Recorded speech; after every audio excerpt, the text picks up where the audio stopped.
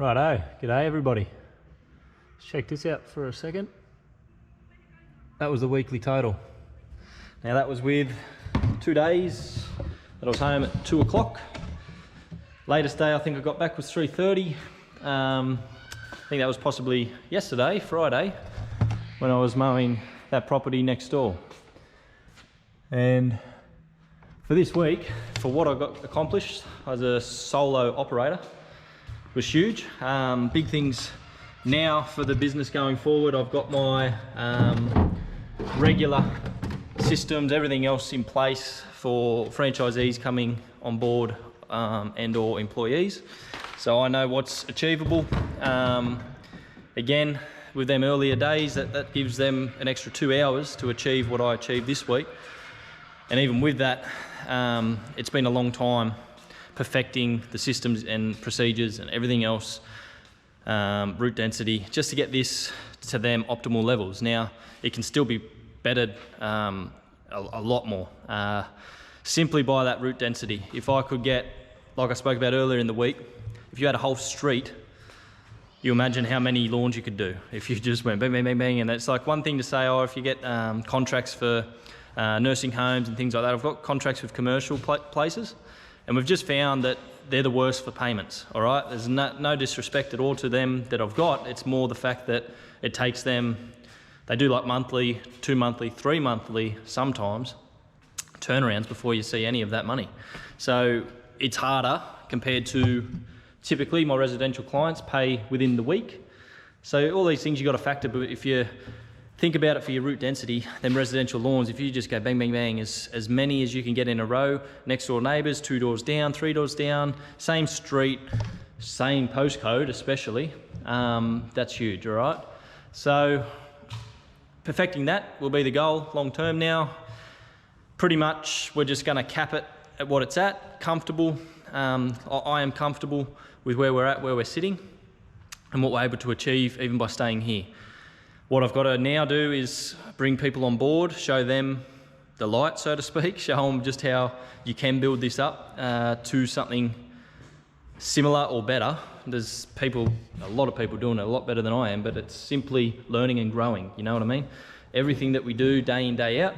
Now, this video is more just going to be showing you guys, or just checking on the kids, making sure. He's sneaking in here somewhere. Heathy. Sounds like little Lafitte. Sorry. Adelina. I can see her at the front of the car. Hold on a second. Gotcha. All right, so yeah. This video wasn't going to be all about facts and figures, but I just thought I'd throw that in there for you just to start with. Going to be sharpening the hedge trimmer. Got the 2 cameras set up. We've got the GoPro, and we're going to have the little Sony Handycam going as well.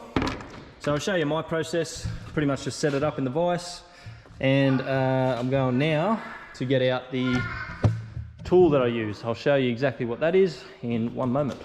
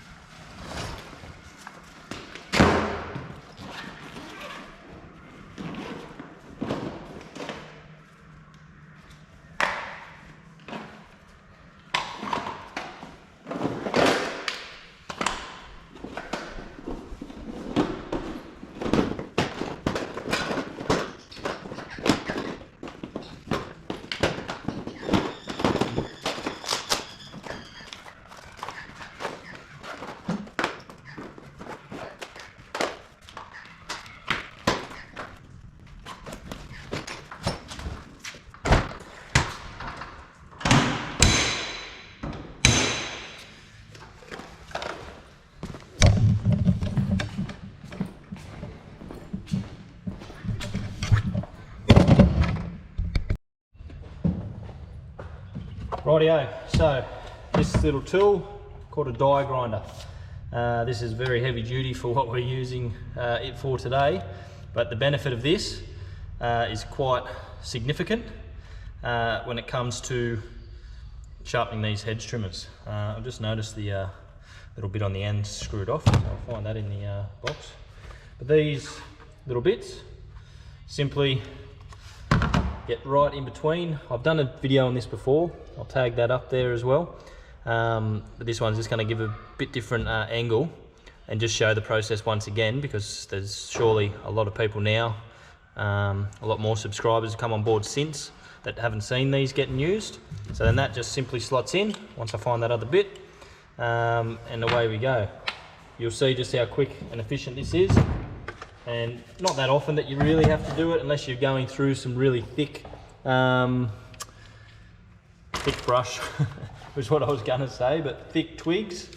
But it's good practice to get these really crisp and sharp. So we'll get a nice zoom in picture on the other camera there, and I'll show you exactly what I'm talking about. I'll get this bit and we'll get into it, all right? Righto, on a nice narrow field now. Now before I set that up, hello, just the battery, okay? Probably can't see it too well on that one, so to take the battery out, sit him up well out of the way, just so there's no mishaps.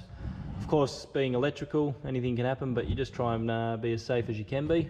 So just a real quick wipe down, just to get any of the debris off. Anything that's going to sort of blunten your tool, that's going to sharpen this, or could affect how crisp of a cut you get. I just like to wipe it just the way I do it, my process. And then again, once we flip it, I'll do the same on the other side. But you just run down one side, you'll see the process, come back, and I'll flip the whole thing, the unit, turn the pivot the head, do the same thing, okay? So, I know you can't see any of my face there, but you can hear my voice. Alright, sunnies on, so you know, typical, they're just normal sunnies, nothing like safety about it, but at least it's something. And yeah, with this device, for this particular unit, you hold the button in and you can tighten this up, okay? So just hand tight that, okay? And that's all you need to do. Right, you see me too. And on the video, I'll just pick and choose which I think is showing it the best, because I'm guessing this one's going to block the view. This one should pick up the majority, all right? Here we go.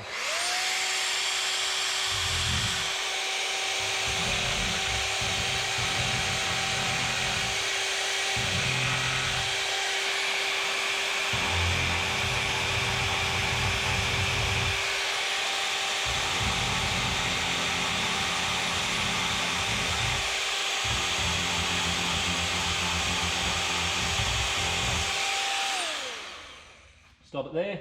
So you just follow the natural contour of the blade. No different to sharpening mower blade. You just follow that same angle, and all I'm doing is scrubbing it, okay? Just a real light scrub across the top, just to give it that nice crisp finish on the edge. And once you polish it up, you can see the shine coming off.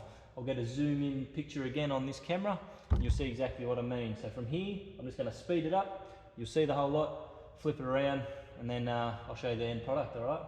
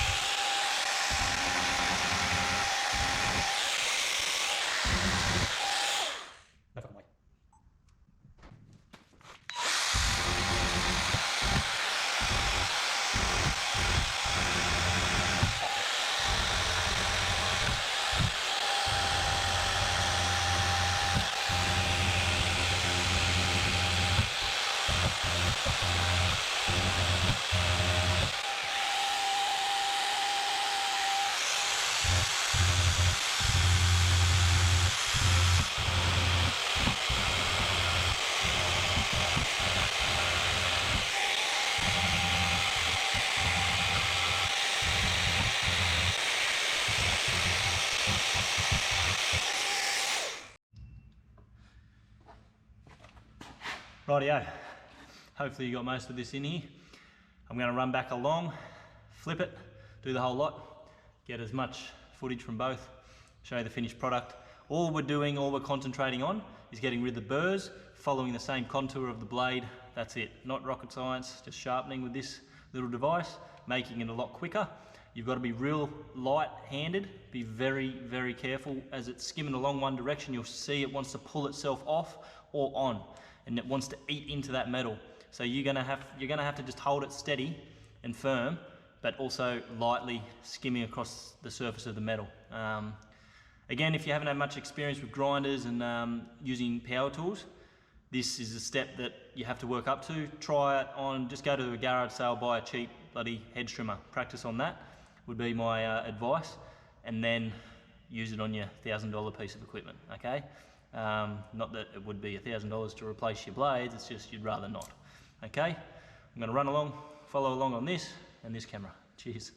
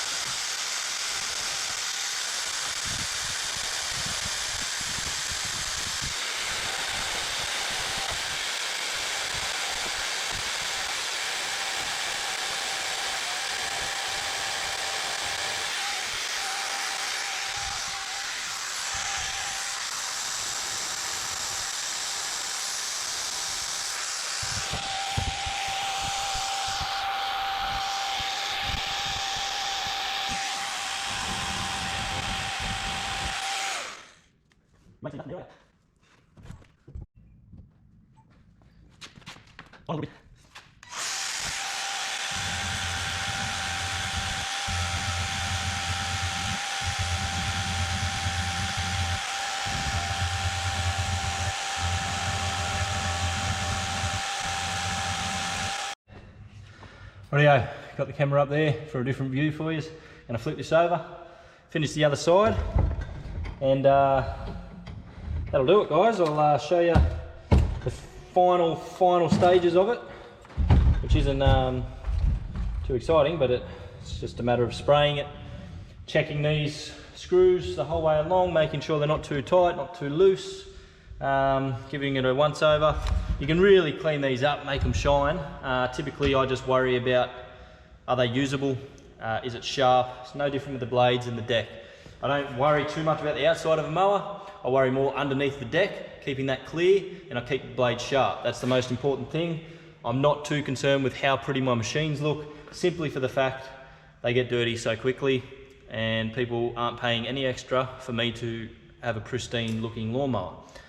It's good to have pride in your vehicles and everything else, and machinery of course, but a quick clean every once in a while is more than fine in my opinion, as long as you're keeping it away, debris from stockpiling up. No different to these, gunk and all that. I wipe regularly and then I sharpen when required.